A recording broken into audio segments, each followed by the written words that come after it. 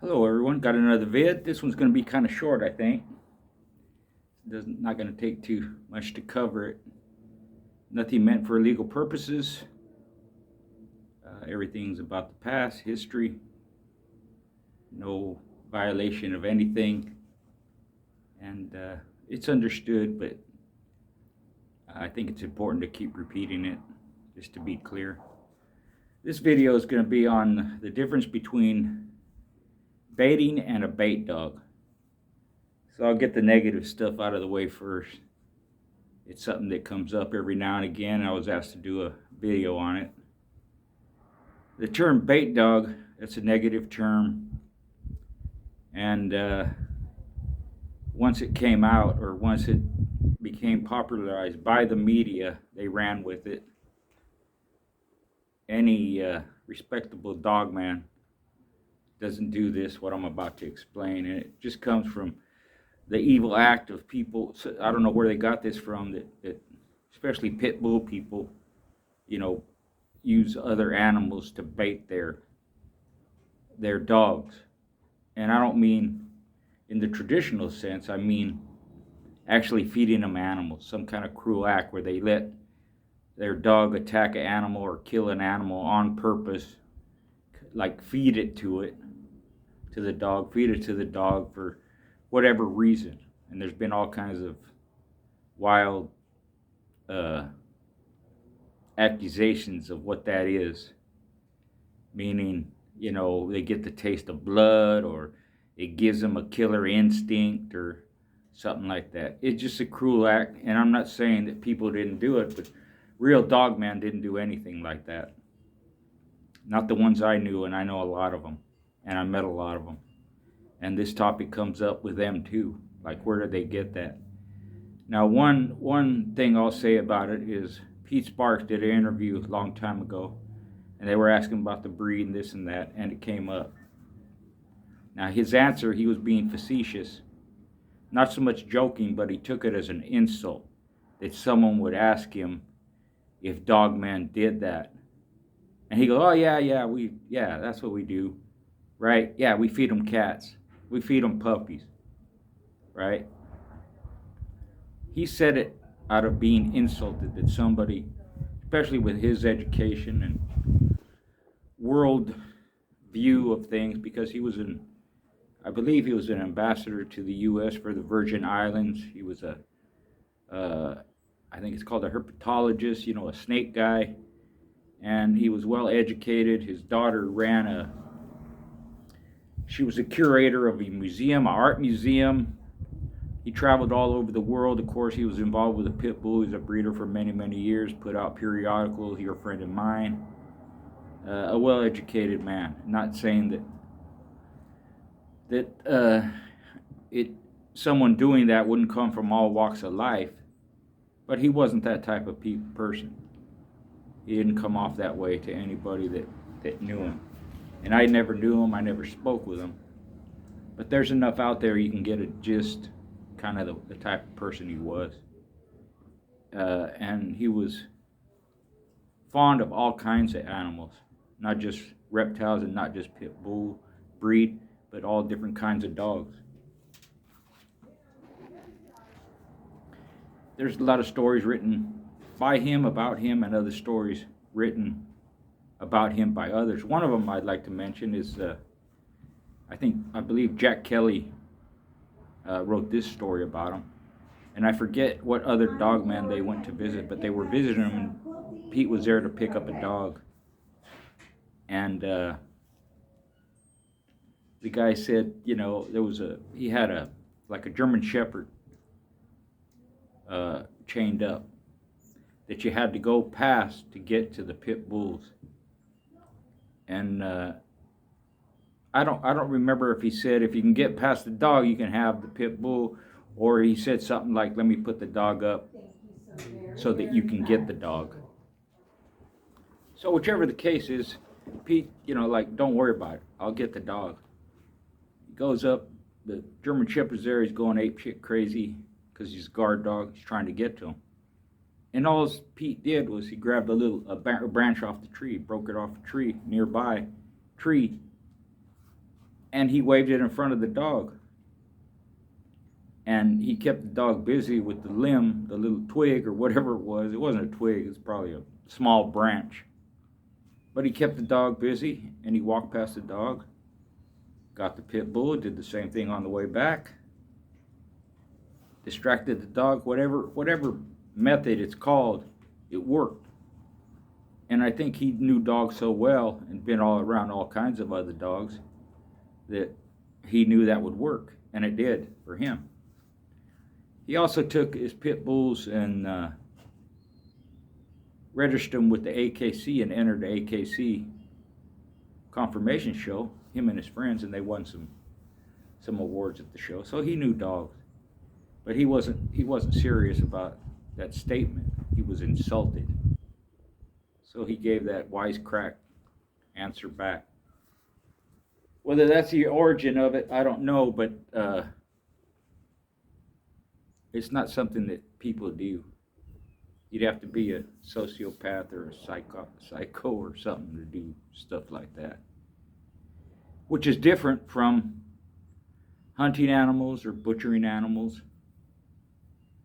And when we speak of baiting, it's like egging something on, right? And you can use animals for that.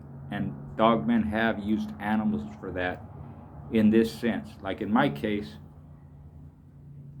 we used a technique we called it baiting. It was developed by my partner, and it involved my son walking in front of me or another person walking in front of the handler, the dog handler, with a dog. And then I would be behind my son with the dog I'm conditioning, with a harness on. And he's pulling, trying to get to the other dog. Now, we didn't let him make contact. That'd be stupid. But it's a way that was developed to build strength in the dog. They dig in, they pull. You can monitor how fast you want them to go or how slow you want them to go. You hold back and they pull harder, or they slow down, pace themselves. That was one way I got my dogs to pace themselves. Or you can speed it up by yourself walking faster and they're still pulling. So that technique was called baiting. Other methods on a cat mill, they use all kinds of different objects. Some people just use an empty jug and they put it in a cage in front of the dog working the cat mill. In the cage, the noise bounces around and makes noise, excites the dog. He's trying to get it. He can't reach it. You never let him get it because that could be an accident. They'll grab something, break their teeth off or whatever. Some people have used chickens to do that. Some people have used cats to do that, rabbits to do that.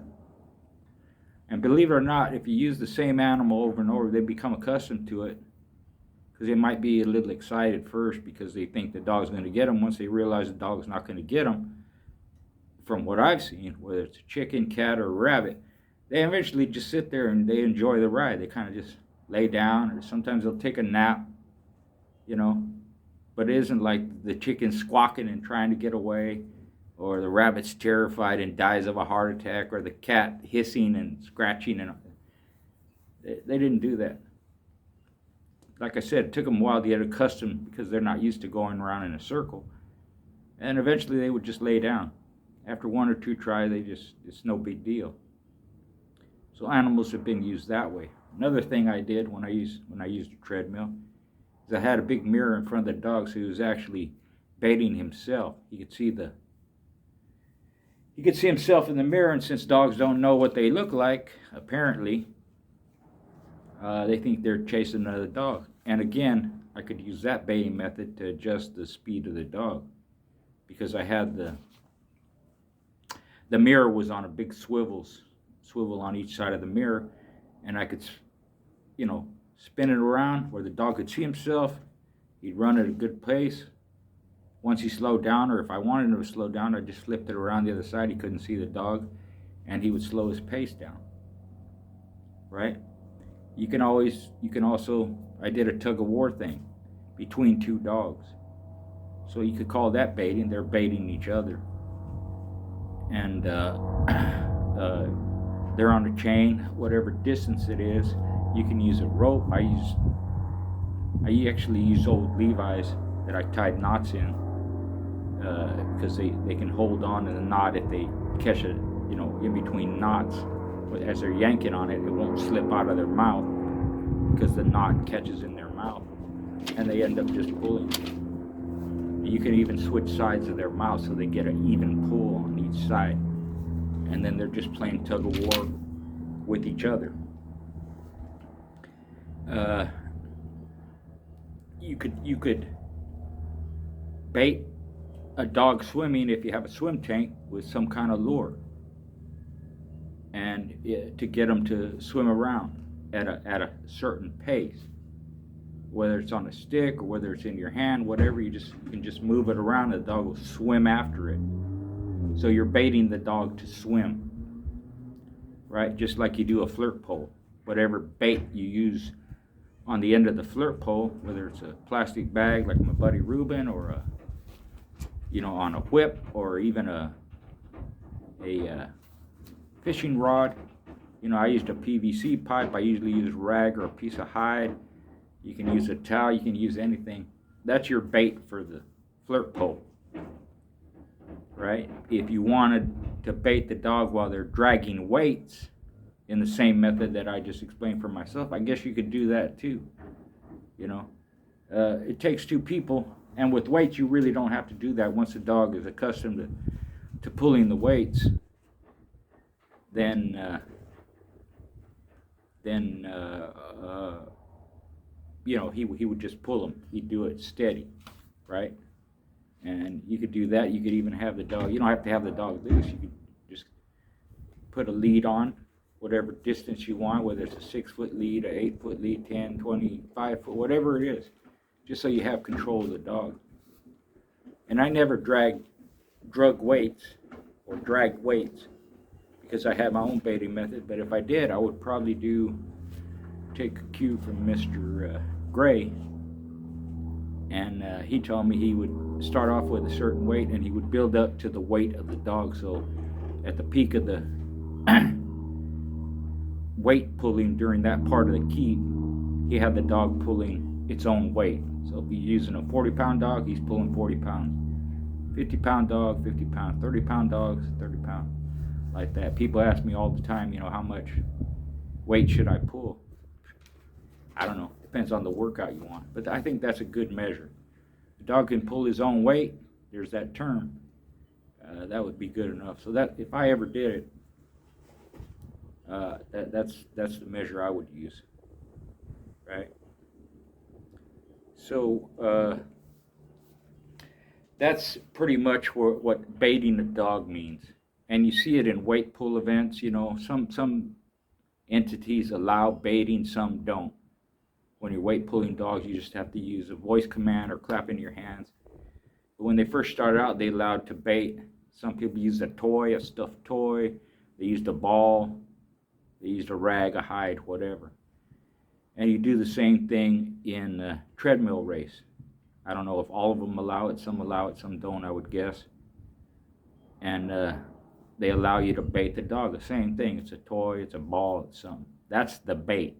That's baiting your dog to do work.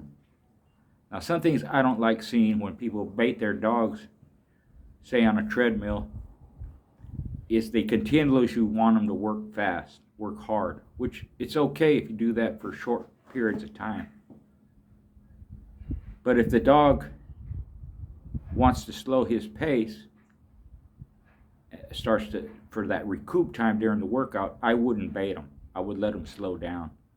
And then when they pick up the pace again, you might want to bait them a little bit. Or in this case, let's say the dog you're teaching him, he doesn't really get the gist of it yet.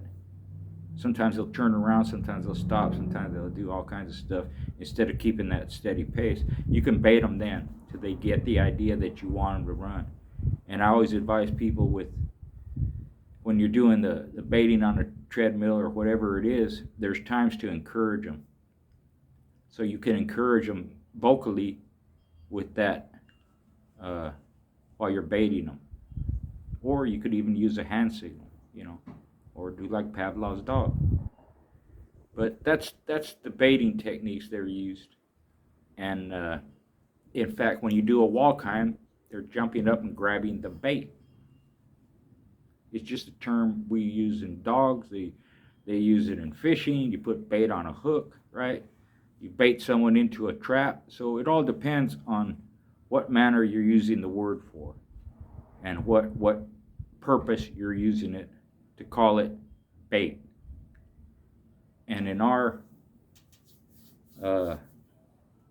game, bait can be an essential tool that you can use in conditioning.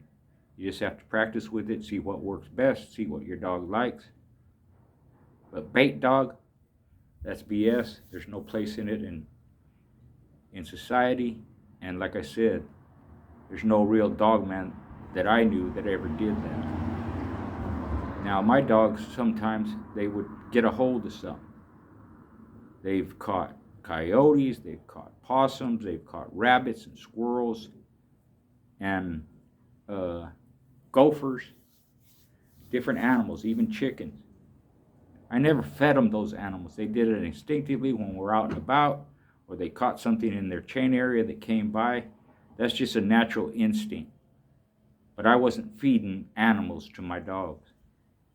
They happened to get it, or I take them out in the field and they dig for squirrels.